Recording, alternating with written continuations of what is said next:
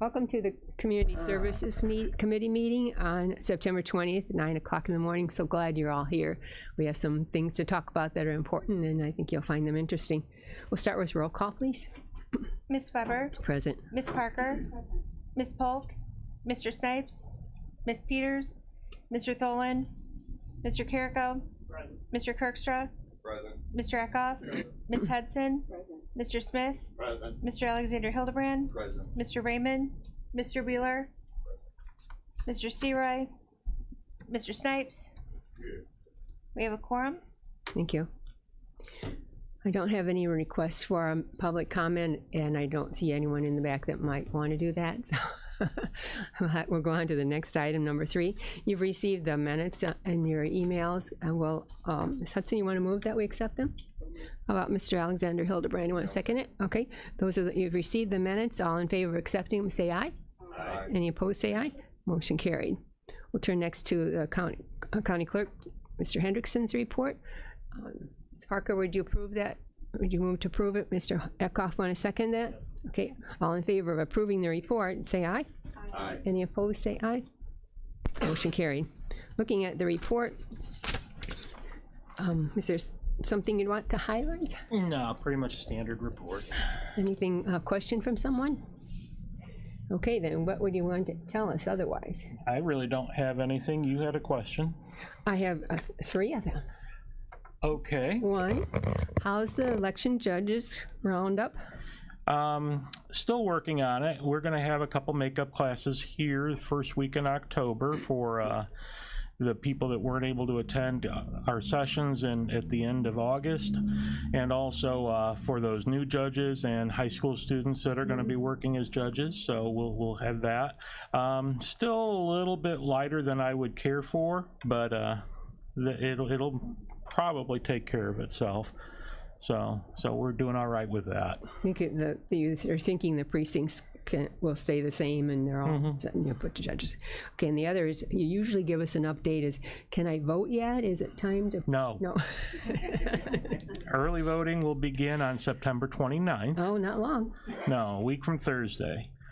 Military ballots will go out this Friday, military and overseas.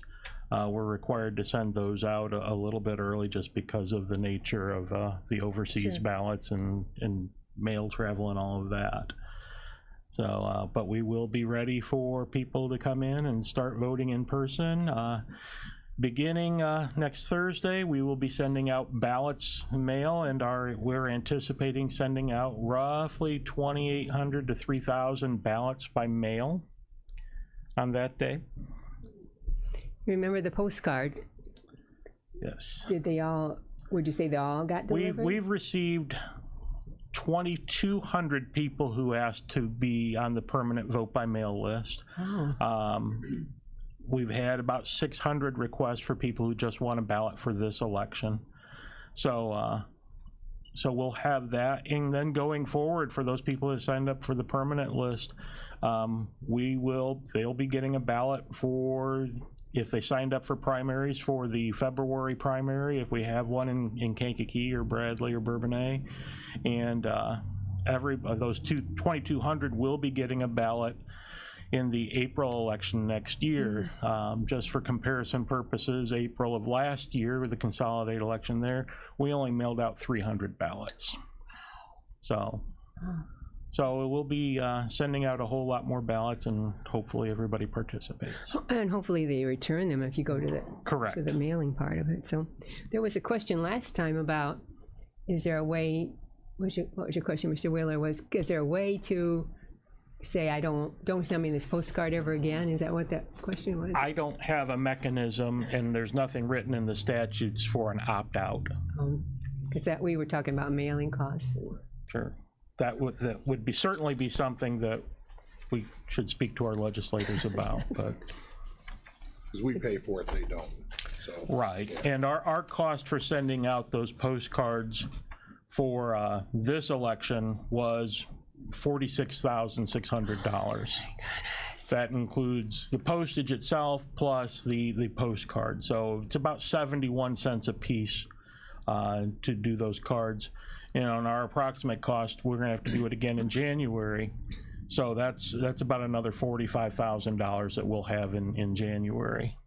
And nobody's That's wasn't in our budget. No, and nobody's voted yet. You're not. It's not even. It could be a cost of election, but no, not one of those voted as in sending the postcard. So okay, Mr. Eckhoff, let's go first. There, 1 second. No, thank you. So in the statute, is that every election or For every just yes, okay? yes. Henceforth, prior to the general elections and the consolidated elections, approximately 90 days before the election, we need to send a postcard out asking if they want to be on the permanent list. And the state has no, funding mechanism that they offset the Nothing that cost. they've shared with us, to be certain. But they're forcing you to go ahead and do that. You just found them guilty. Yeah. Go ahead, please. If somebody's on the permanent mailing list, can they still show up at the polls and vote? They'll be mailed a ballot. They'll need to surrender that ballot before they're allowed to vote. At the voting place. So there's no provisional if somebody did mail in, didn't bring it in. The provisional is a potential option. My dog ate it and I didn't do anything about it. I came in to vote. Provisional ballots are not cast at the polling place. It gives us time to check to see, did we get anything in the mail? And if so, we're not going to count that. We'll probably talk to the state's attorney if they're attempting to vote twice. Nothing at the polling place itself. No provisional ballots are cast at the polling place ever. Okay. So if they're on vote by mail, they can't vote at the polls.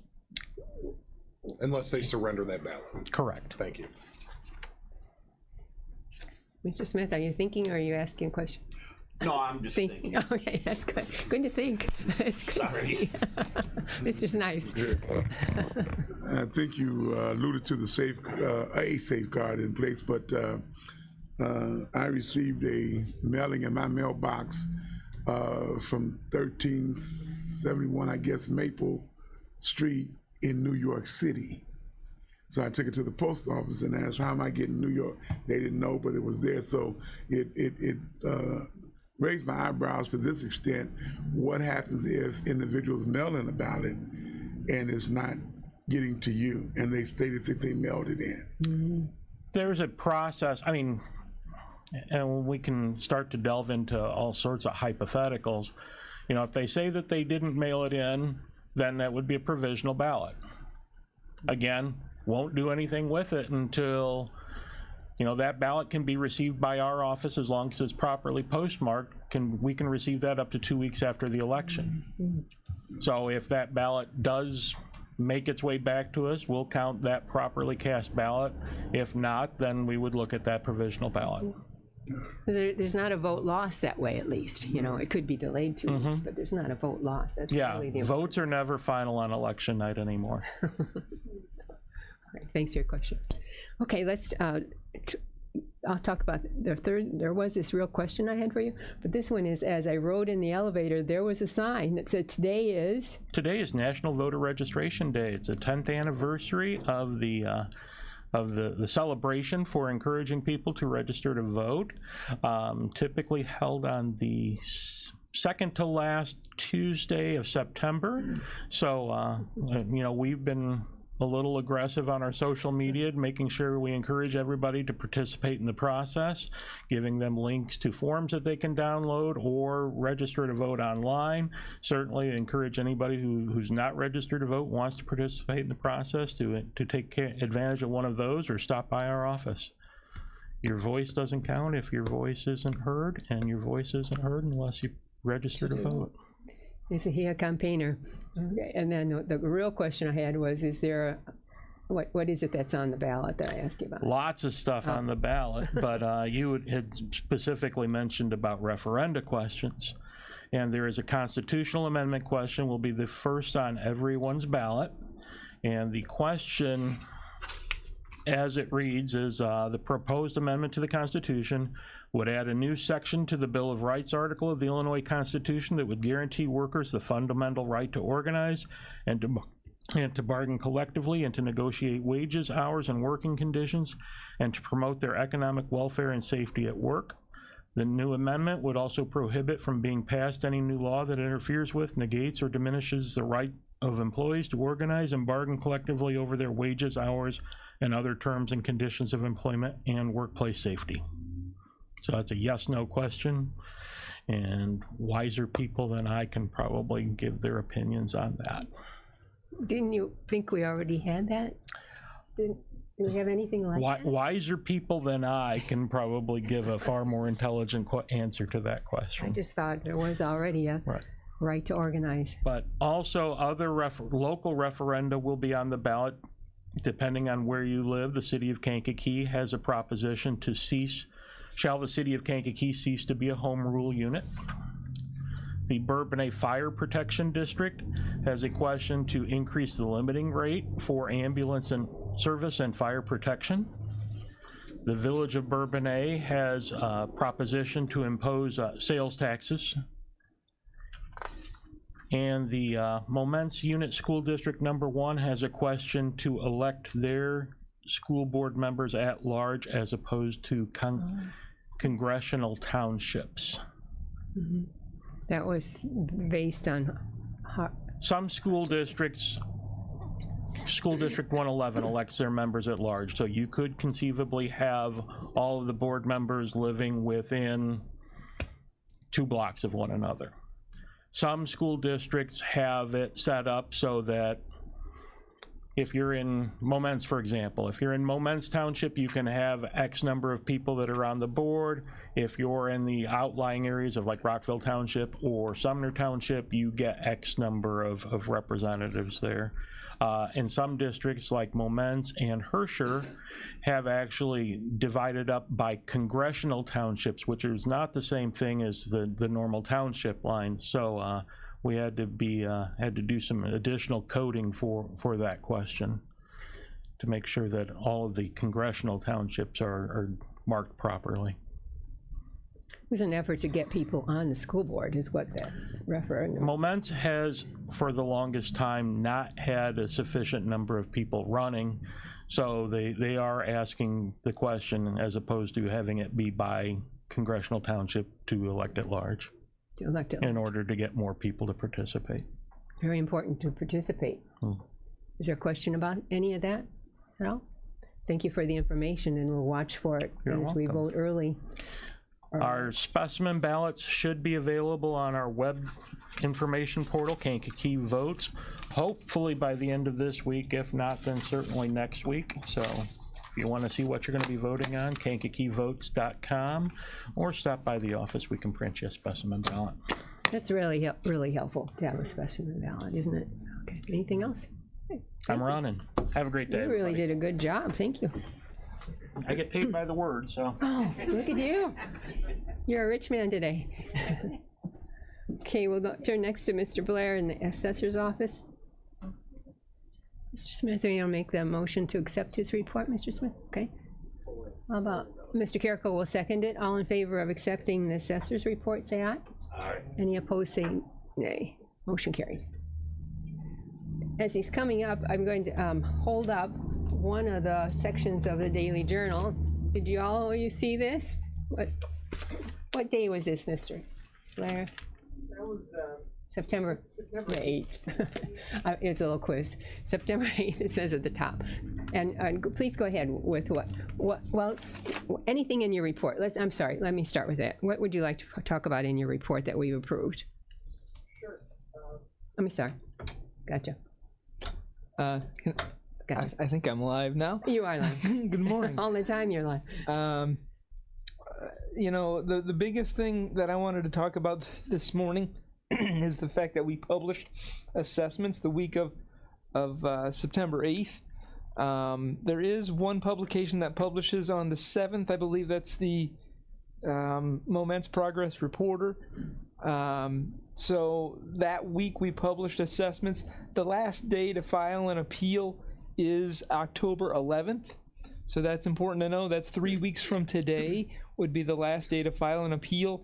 If someone wants to file an appeal and can't get it to our office by the 11th, they can drop it in the mail, and it just needs to be postmarked by October 11th. So that's a really important point that I usually try to underscore at this point of the year, each year. So, you know, with the fact that we've published assessments during that week of September, we do have the 30-day window that I just discussed, which ends October 11th.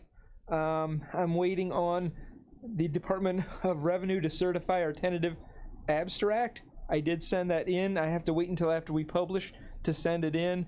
I mailed that in last week, so they'll have their routine questions for me, and I'll certainly get back to them as quickly as possible and make sure that we answer those questions, and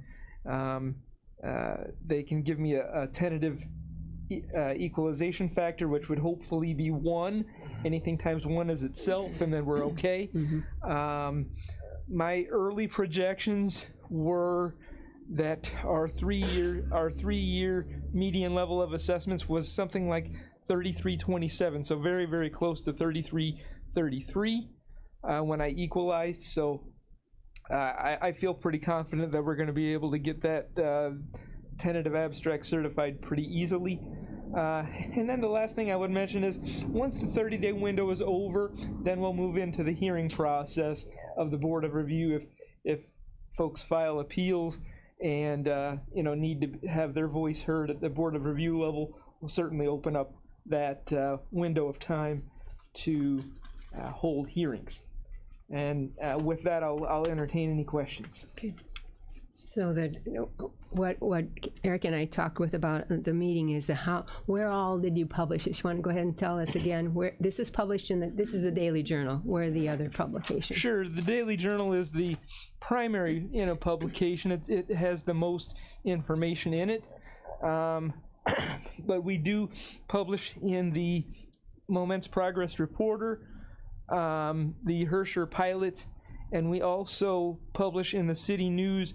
We do publish the Kankakee assessments in both the Daily Journal and the City News, as well as Pembroke's assessments in the City News and the Daily Journal. Yeah. So the City News had about as many pages as this. So it had a lot of pages anyhow. Well, it would have had. This year was Kankakee Township's quad year, so all of their assessments were published. That's about 10,000 parcels, and then Pembroke had all of their changes published, and I do believe the assessor out there made quite a few changes, maybe somewhere in the neighborhood of 3,000 changes or so that were published in the City News and also the Daily Journal. I saw that as I read the City News, how many different changes there were. Sure. And then what you also confirm is that listed on here are the different townships: Manteno, Limestone, Essex, Pembroke, so forth. And then in the pilot, it says that Pilot Township and those nearby.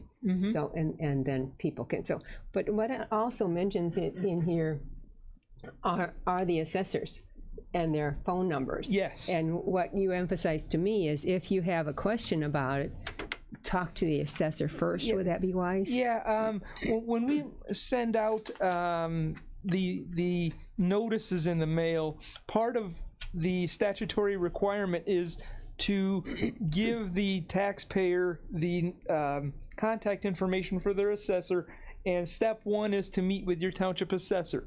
Now, I would say this, that's a statutory requirement that we have to put that in there. If you can't reach your assessor for some reason, we do have some that are full-time and they're a little bit easier to reach, some that are very, very part-time and they're a little harder to reach. Failure to reach your township assessor does not give you more time to file an appeal. So if you're not able to reach your assessor quickly, I would strongly encourage someone like that to come forward and file their appeal with my office and make sure it's done by October 11th anyway. That's excellent information. And the other good thing about what you just said is on the letter that we get, it does have my assessor, and it does have your phone number, 937-2945. That is correct. So there shouldn't be any reason that we can't file an appeal if we're appealing. Sure. Yeah. Yeah. So it is, well, there's the good, this letter is the good news and the bad news, right? The good news is your property value went up. the bad news is you're gonna pay for it, right? Well, I think that number one, I would say that anybody who's aware of the real estate market, not just here in Kankakee County, but probably mostly nationwide, property values have gone up in the last couple of years, and I think your assessment will reflect that to a certain extent, and that's proper for that to happen. As far as whether or not your tax bill is going to increase, that's more of a function of, what's the levy of each taxing body, what's the tax rate versus the did the tax rate change versus your assessment increasing or decreasing. Not every assessment increased. Some may have decreased at the behest of a township assessor. I can't speak for every single assessment, but so there are a lot of factors. And this point of the year, what I like to try to emphasize, and I emphasize with my staff so that they make sure that we get out the same information to everybody, is that we're not really talking about taxes at this point of the year. We're talking about value of property. And if you look at the notice that you held up and you feel like your assessment is within a reasonable range, then you really don't need to do anything in terms of filing an appeal. If you see that value and you feel like you are being overassessed, then this is your opportunity to file an appeal. It just needs to be in our office by October 11th or in the mail by October 11th. And it's all due to your feeling on the value of the property, not what's going to happen with the tax bill, because because the tax rate and things, there's a lot of things that go into it that are beyond our control at this point of the year, and you won't know what your tax bill is going to be yet. It's relative but not direct. That's correct. It's relative but not direct. So, and it's really good news. And so the best news of all is we get a letter. Right. We did send out quite a few notices this year. Normally we send out, a normal year is about 23,000 notices. We sent out 31,606 notices this year. So the assessors were pretty active in changing their values, and that's what triggers, for the most part, a notice to go out. The other thing that would trigger it would be, just like I said, Kankakee Township's quad year required that all of their assessments be notified, or all of the taxpayers be notified by mail, not just those that the assessor changed. And that is the case everybody else. It was because of a change on our property, I got the letter. If I'd lived in Pilot and no change in my property value, I wouldn't have gotten a letter. That's correct. Okay, thank you. And quad means 4, so it's every 4 years? It's every 4 years. Next year will be Bourbonnais. So we have a rotating schedule. Some of the state uses the statutory prescribed 4-year cycle, and all of the assessments in the county get published at one time, and it would be next year. Our county back in the 90s adopted a 4-year cycle where we break the county up basically into quarters in terms of number of parcels, and try to I think that was done maybe to stabilize the budget so that you know from year to year how many parcels you might publish, and you wouldn't run over. It also helps to alleviate in that 4th year, publishing 55,000 parcels rather than 13,000, 14,000 at a time, for sure. So I think it was a wise move back in the 90s to do that, and there are provisions in the statute that allow you to do that. Certain counties take advantage of it, and we did. Thank you. So. I guess that brings to the question, Mr. Hendrickson said $46,000 to send out the postcards. What does your publishing budget call for with this publication? Well, with this publication, I'm sorry I don't have the math right in front of me in terms of the dollar amount exact, but I can tell you that each parcel that gets published in the newspaper costs 80 cents per line. So if we took 31,606 times 80 cents, that would give you an idea.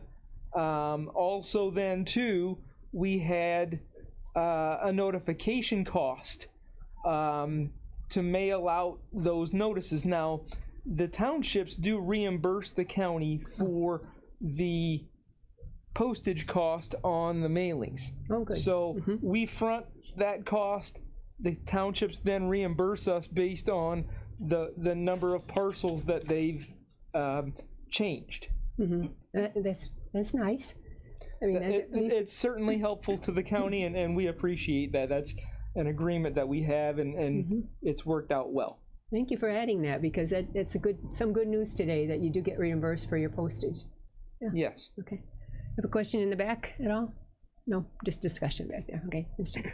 Wheeler. From time to time, executive committee hears bills that are going through down in Springfield, and I always bring it back when there's a bill to forego the publishing in the paper of record, because they invented this thing called the internet that's free, and everybody can get it on their phone. So why do you have to subscribe to a newspaper just to get information that could be available free? And so it's the newspaper lobby is very against that, obviously, because they are, in my opinion, squeezing the taxpayers. But I'll continue to bring those back whenever they come up. I think it's something that we should strategically always try to advocate for. Yeah, so we've talked about it before, and I'm glad you brought it up, because we've talked about that before. Why? Because if you take 80 times 31, it's $24,000 for your publication, Sure.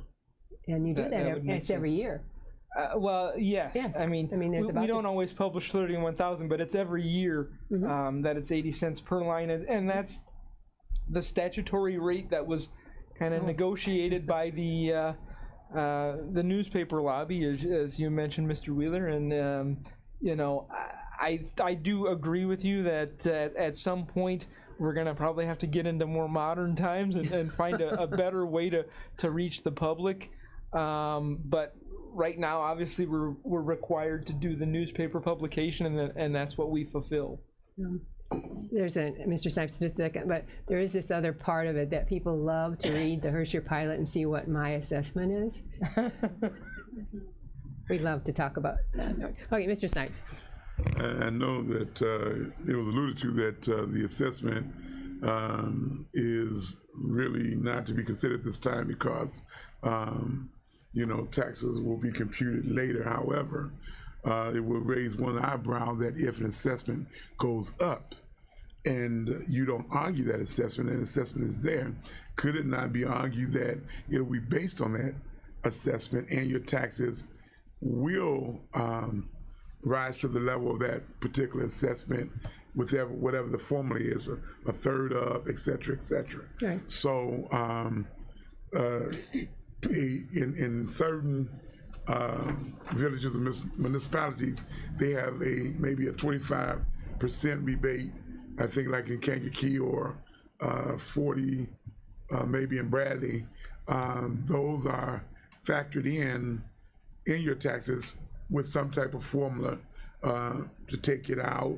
But at the same time, if the assessment goes up, it looks as if the 25% or the 40% will go up. And in essence, in a short term, your taxes will just go up. It would appear that if you don't challenge the assessment, that and leave it as such, that whatever that assessment is what they will be basing it off of. And on the other hand, it may be that your property did go up, you know, so then it's fair. It's a fair number. So, but you're very right. A citizen should take the initiative if they have a challenge to change. Mr. Wheeler. I'd say that we're negating to realize that just like the county, we reduce the multiplier. So if these other things are going up, we can reduce the multiplier to balance that out. So it's not an absolute, your assessment went up and now your taxes are gonna go up, because the taxing body that levies is the one who would determine how to spread that out. Yeah. So I would say it's a high likelihood, like one of my properties went up like 12%. So I would imagine the taxes are gonna go up that way, but all the taxing bodies still have to do their levy work. Sure. So that's how it's tied together. The county has been reducing the multiplier. So that as helps a opposed to little. what the finance guy from the Village of Bradley keeps putting on our website. So I didn't mention that, Mr. Blair, that it's a relative number, but a real number too, isn't it? One of the things that I would say in response to Mr. Snipes' statement and question is just something that I said before earlier today, which is when that notice is delivered to you and or you see your publication in the newspaper, I think it's important that you evaluate the value of your property and see whether or not you agree that it's within a reasonable range. And I say that because values aren't absolute. It's not an exact dollar amount, but you have to kind of evaluate if it's in a reasonable range. If it is, then I don't think there's a need to file an appeal, because you're not appealing the tax bill itself. You're appealing the value of the property. If you look at your notice and or the publication in the newspaper and you feel like the value of your property falls outside of the range of what you think is reasonable, then that's what the appeal process is for.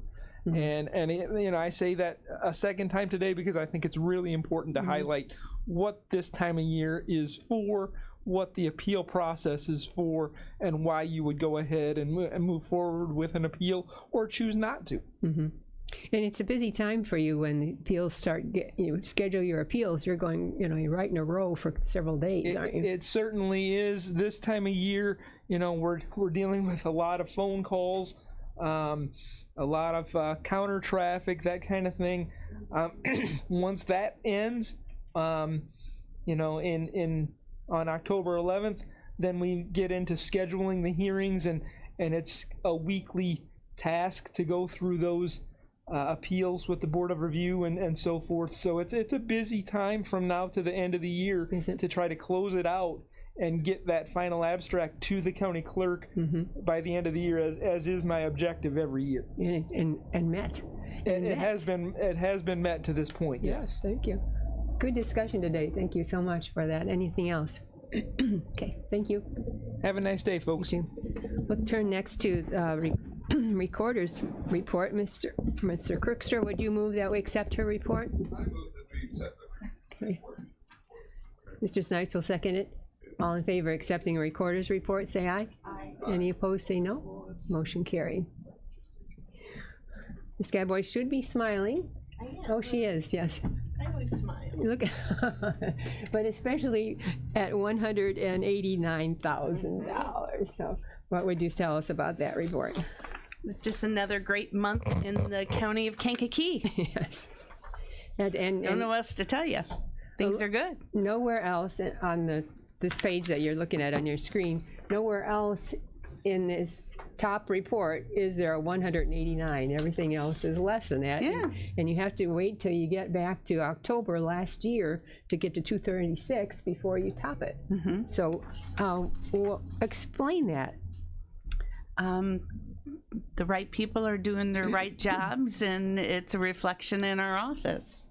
Yeah. So, it's a combination. It's residential, commercial, farm. We've had a couple of nice farm transfers. Even this month, it's looking very nice. Even by the 20th. Yeah, it's looking really good. I think our state stamp value, when I checked last night, was about 36,000 as of last night. So 68 last month. Yeah, 30 already this month. Yeah, so might not hit that same mark, but again, and I say it all the time, and people think I don't know, drinking a Kool-Aid or something, but I really believe Kankakee County is phenomenal and doing very well, and we should all really enjoy this. Okay, I'm looking at Mr. Eckhoff. What do you say in response to that? I agree with her. Okay, I wanted you to do that. I'm going to do 9 because you're on the other side of her. You're in pretty much constant contact. I mean, it is slowing down a little bit, so I mean that's expected with the Fed rates. So Right. Expected with the federal rate increases. Yeah. So like tomorrow, it'll go ahead and increase again. So you'll have a little bit more of a slowdown. They're pricing people out of the market. So yeah, I heard it was the highest rate since 2008. Yeah. Is that what you agree to? Right. Correct. Yeah. But what we're seeing coming in right now, especially refis or even just new home purchases, because they're locked in and they were locked in for within this 30-day period or whatever, which is a very nice thing if you're out there shopping. Yep. They are coming in not as high as they're publishing tomorrow, so which is good. Yeah. So we're going to enjoy some benefit from that. So I want to ask a specific example. So recently, there was a purchase of a building in Bourbonnais for animal control. Yes. Which columns? Well, I haven't had that come through yet. And that'll be on next month's report anyway. But It's going to be, my fees and funds are sliced and diced, as you can see when you go across this. So of the $57 or $47 recording fee, there's RHSP, which is 16. The RHSP is 10. GIS recorder is $1. GIS fee is $16. Recording fees, I believe, are 23. Boy, you guys are really testing me today. No, you're doing well. State stamp, that if there is a stamp consideration, that is based on the consideration of the sale, so that's iffy. County stamp, the same thing. And then computer fee, the computer fee, I believe, is $6. Okay, so is that, did you say 57? What would you- 57 if you're not a government entity. 47 if you are. So this particular recording is a $47 recording. And I believe there is a consideration but no stamps because it meant an exemption status, which that's a whole nother animal. So it'll be the straight recording fee that we will be seeing come in for that. We won't see anything in addition. Yeah. So that's the good news is that there was an exchange of property, Right. And the good news is it tumbles into your area also, which tumbles into the general fund and a little bit into the computer fund, and keeps the office going. Yeah. Yes. So that's absolutely. And that's one property, and you're saying, and what we could look on your report is how many of these transactions did you have? Right. And it would say. So for the month of August, we had 396 deeds. So the deeds, and that's a combination of transfers that are either exempt or not exempt. So that would count. They count Right. either way. Right. 396, and for last year. Year to date is 11,000, but last year was 18,000 document total. Right, total documents for the year. So that's all. That is a busy group of people, isn't it? It is. And you just want to connect this up on your book. How's the book? So I received an email yesterday. Yes, the books are finally done. Oh gosh. Yes. So now we're just scheduling delivery. Oh. Yeah. So we're still waiting for our invitations. They're not, yes, they're not here yet, so we're still waiting on delivery, and then we're actually waiting on delivery of the new stacks that they'll fit in, because they will not fit in the existing stacks. The books are a different size. So, so it's gonna be a little time, because I'll have to get with Wes, and we're gonna work on a little rearranging. So, but yes, we are all very, very excited. We're working on also the process of taking all those grantor grantee indexes that are also digital and then putting them into our computer system, so people like my searchers that are all over will have the ability to now be able to search those books from their office, their homes, their wherever, all night long. And maybe just send to us they need book 396 page 18 so to complete their title search. So yeah, again, Colton, that's something you do. You do. You mentioned that before, that you don't often come by. No, it's mainly online. You we can do always direct like searches you coming and- by though, yeah. Colton. Well, I know. But on a typical transaction on like real estate, it's about $250 with all the stamps and everything that you go ahead and pay towards the recorder's office on a typical piece of real estate. Right. So Right. Passed on to the to your buyer. question, yeah. Yes. Yes. And we don't keep it all. We filter it out. So Good. And let's see if is there. Oh, I one other thing is, are you going to be part of the state's attorney's senior fair? Yes, I I am. thought so. Yes. So the first one is October 4th for anybody that is interested in Herscher in the building for senior citizens. And talking about scams, so that was my question to you today. In the past, you've talked about this awful scam where people move into a house. yeah, So property fraud. anything happening there, or what would you warn us? I had two situations last month that we were able to deal with internally, and we didn't have to escalate to the next level using Jim's office or the state's attorney. It's working. The system, I believe, is working.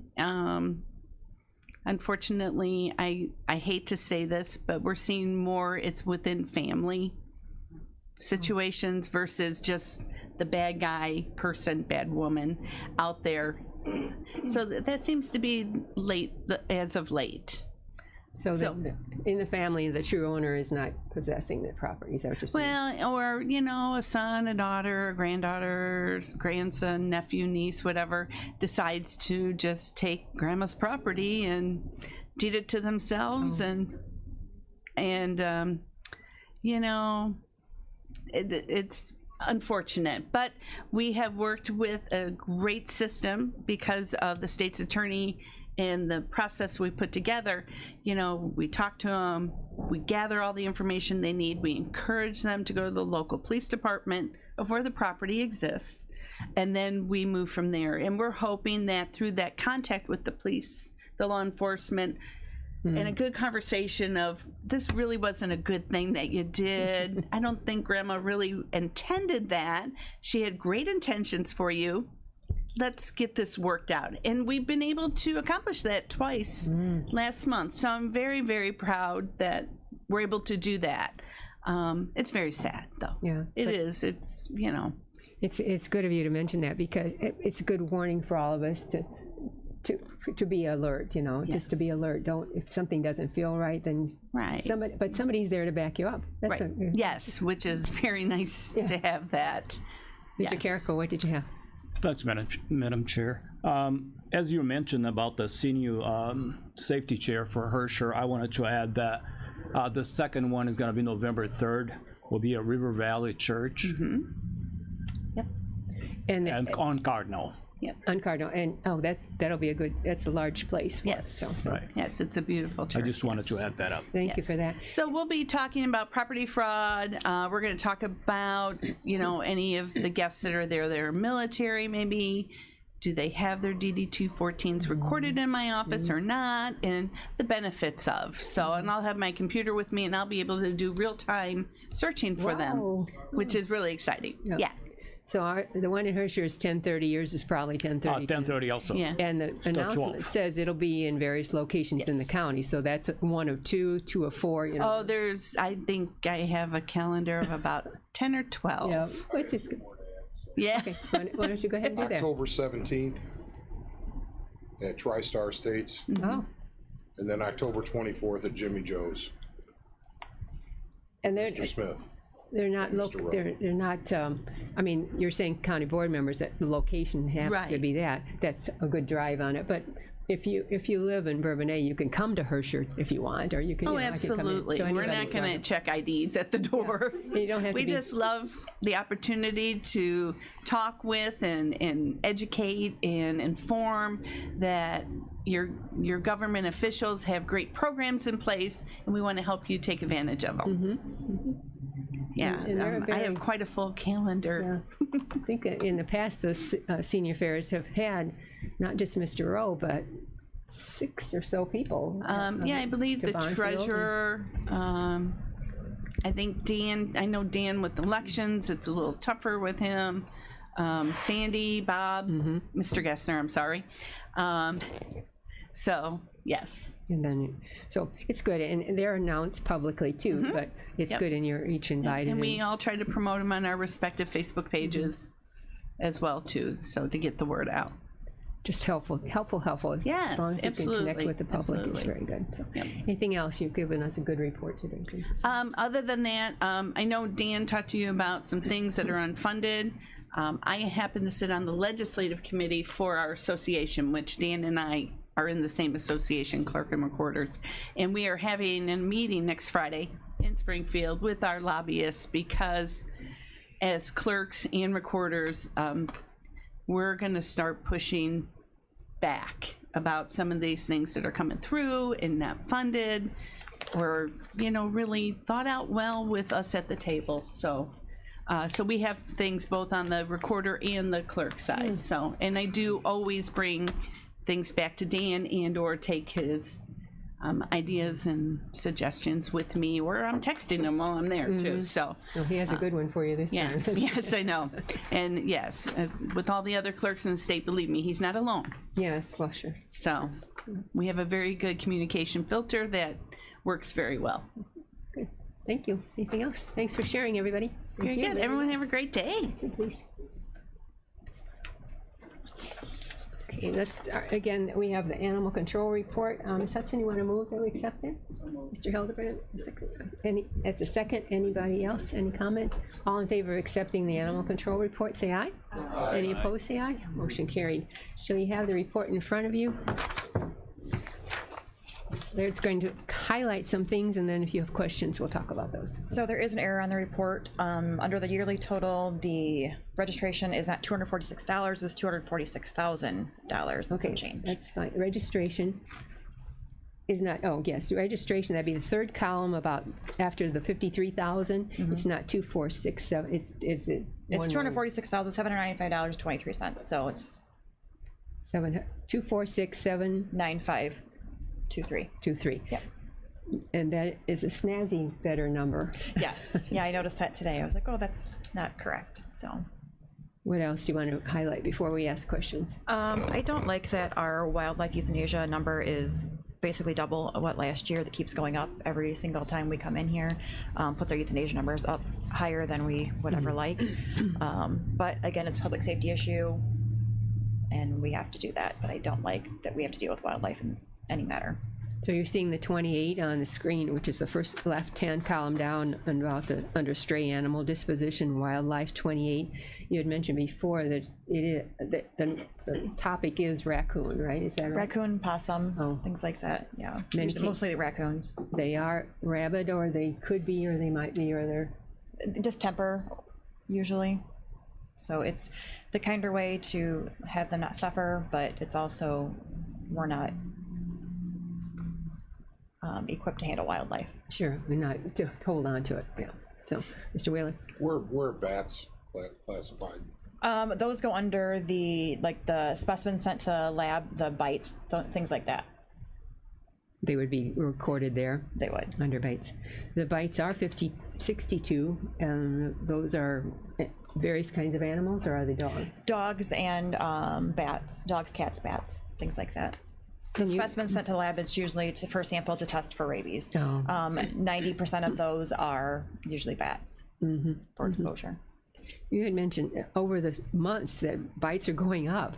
So either they have been, yeah. I think there's a lot more dogs and cats in the area than there were before, but and people just sometimes aren't getting their pets vaccinated, so we have to impound them at our facility, which is going to cost them no less than $450 to impound at our facility. So 174 animals handled is a lot of animals. it was a busy month last month, and they want to say our fuel was around $1,200 for the entire month, which is almost double what we normally pay for fuel. So it was a very busy month for us. We had lots of animals, lots of stress in our building. It was pretty busy. The other flip side of that is that we did an event for the adoptions, and we're able to adopt out 7 dogs on our own. The rest of them, the other numbers went to rescue.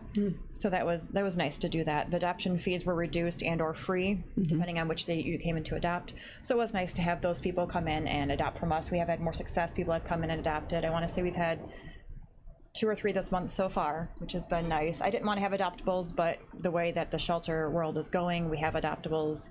And that kind of leads into a program that we're currently doing for Share the Care, trying to get the public involved with animal welfare, because every shelter is full. So what the public can do is, foster, volunteer, donate, things like that, just to try and help us get the animals exercise, get the animals the things that they need. So shelters are full. Carrie mentioned that she had recently hired a person as an activity person for the animals. I thought that was wonderful. Would you? I did. So one of our part-time staff went away to college, decided that she wanted to come back, and asked if her job was still there, and I said absolutely. So she came in, wanted more hours, and I decided that she was looking for another part-time job. I said, well, let's talk about this because I have an idea. So her name is Caitlin. She has come in and she is going to do enrichment and teach the dogs and cats, things like that, help them become more adoptable, basically. So get them more exercise, teach them sit and stay, make them become more adoptable in the end, not this happy-go-lucky dog that's running, jumping on you, those kind of things. Those aren't they're adoptable, but it looks better when they know certain things. So That's good too, and good for the animals too, and good for you. And you, at one point, you had where you were stocked up, and you were going to possibly have to make a decision to euthanize in order to keep your population. we did not up. have to have that decision, so it was nice to not go that route, which is something we haven't had to do for a long time. We did have 31 animals at one point, which was a lot of animals, but we did have 7 adoptions. We have had a couple more this month. So, and then Harry, who. I wanted to show each of you Harry. This is Carrie and Harry. They came as a team to the Herscher Park to talk with some teachers about her services and what animal control and what the county's trying to do, and pointing out what we did is point out, I don't have my map handy here, but we talked about the map, that what she can help with and what she can't help with, and she emphasized that we have agreements with some communities and we'd like agreements with more communities, and what that income can help you with. So this is, do you see how nicely Harry's sitting there? This is one of the things you're training Harry to do. So Harry got adopted yesterday. Listen, Yep. was it by one of the teachers that were? And no, it was an elderly couple that came in and adopted him, and he was great, just wanted belly rubs from them. And Harry's around a 65-pound boxer mix, and they fell in love with him. It was him or a puppy, and they fell in love with Harry, which I was happy to see Harry go. And his brother Brutus got adopted on Saturday. So the 2 best boys we had in our building at that time got adopted. And I think we can easily say they have come from a hard background. They did. Their owner was incarcerated, and we took them on, and those were the 2 left from that family that just got adopted in the weekend. So he had a dismal future, but now has a nice family future, and that's what you're about. That's what keeps us going, is knowing those success stories. So on our website, there continues to be a list of how you can help. What you can buy, what you can purchase. And what happened with the teachers in Herscher is they loaded up her truck with stuff. Food and toys and bleach and towels and things. So any of us can go stop by and bring things to you. So that's good. Any questions? What comment, Mr. Wheeler? Thank you. I spent a lot of time on doorsteps in Bourbonnais, and people have some questions about the process on how they contact animal control. Are they supposed to call the village, or are they supposed to call you directly? So the way the contract is designed is that they can call us directly for dogs. However, Bourbonnais has gone backwards a little bit, where they want to do everything but strays. So if there's a welfare check or things like that, Bourbonnais wants to handle it on their own right now, and then we can go out for strays. So if they see a dog running, call you. If it's a welfare check or a barking dog or things like that, then they have to clear it through the village. okay. At this point, I can draw that line, I think. they switched it. Another day it would have been a different thing, but now they've switched their contract. Yeah. So. And I think that probably is the right thing to say at these fairs too, the senior fairs, that wherever you live makes a difference who you call about an animal if you're worried about it. It surely does. If you're in Herscher, you need to call the Herscher Chief of Police, but if you're 2 miles out of Herscher, you call animal control. We'll come out. It's quite a difference. It's confusing for us as well. We have a bulletin board that says contract, no contract, what we can and can't go out for. There's certain villages that will go out for dogs only, injured wildlife, things like that we can go out for. So. The last thing I have is that we are doing a microchip clinic this Saturday at the farmer's market from 8 to noon. If anybody wants to come out and bring their dog, we're only doing dogs, it's easier to do outdoors, this Saturday at the farmer's market. Farmer's Market downtown, just a block from here. Microchipping. And I hope you have a lot of people come. $15? $15, yep. And then the last thing I have is thank you all for everything you guys did for us to try and to get that building for animal control. I appreciate it, my staff appreciates it. I know the animals will appreciate it as well. So. And what do you own now? We own 134 Mooney Drive. We own one thing. Both parts of it? Not yet. No. So she owns the animal control, and the deed is with the county. County. owns the building, Animal Control is using it. And she, the other day when we had a meeting, advisory meeting, she had just signed the check. She had just signed one of the We checks. did one of the checks for Bark. We're waiting on the Wells Fargo check to have that, and then we'll have the $100,000 for the purchase of the land next door to the building So shortly. it's just all good things and it's smiling things, and her staff is happy that, you know, everybody will be happy. The little part down is nothing will happen in 2022, but Yeah, I'm anticipating around 2024 we should be in the building if all goes as well as planned. lot of things to do and things to do. But nice that, you know, Bourbonnais planning approved it, the village approved it, then you purchased the building and you purchased the land. Bark is helping, you know, other grants are helping. And what, last of all, under the IPTIP fund, right now in her report for August reads 553,839.98. And next month it'll read, Roughly $70,000, something. so that's where the check is right there. So that was what the money has, it says right there, building fund, and it was used for the building. That's, everything's going as it's supposed to be going here. That's good, so. Okay, anything else? Another good report, thanks very much. While you're here, though, we'll talk about animal welfare. We did meet the other day, and what we were able to do is talk about the building and all the things and the things we just did now and the grants and what your perspective is too. So, is there anything else you'd like to add from that meeting? No? Thank you. We'll be meeting again in December, so for that. But please go ahead. Let me find your 9, are you? Or 8? 8. Okay. Thank you, Madam Chairman. I just want to say that doing a lot of walking and talking to people, a lot of great response, for our Animal Welfare Committee. They're glad to know that advisory committee is together and what we do, and also a lot of support for the new animal control building, because a lot of people didn't realize how bad that the old one, well, the current one is. And so happy that the animal control is going to be able to move to a place where there'll be different rooms for the dogs that are ill, healthy, cats the same, and then area where the dogs can get out there and run a little bit and play. And they were very excited about it. And the first thing, you know, of course, who's paying for this? And that was neat to tell them that, you know, the building fund that was available. And so everyone in my district area very much supports the new building and animal welfare advisory. They're glad to know that the phone calls that they made to me and then to you, that ordinances are working. It was the other thing that very appreciative of the ordinances that were passed by the county board, and then how it is really being effective in their area now. Especially the running at large. Especially the running at large. And there's the stray number right there, isn't it? It's a stray number. Okay, good. Thank you for that report too. Update. Good. Okay, anything else? Okay. So which of you wishes to, Mr. Alexander Hildebrand, would you like to move that we adjourn? Yes. Ms. Parker, want to second that? Second. All in favor of adjourning, say aye. Aye. Any opposed, no? Oh, is he disappointed? He's disappointed. The meeting's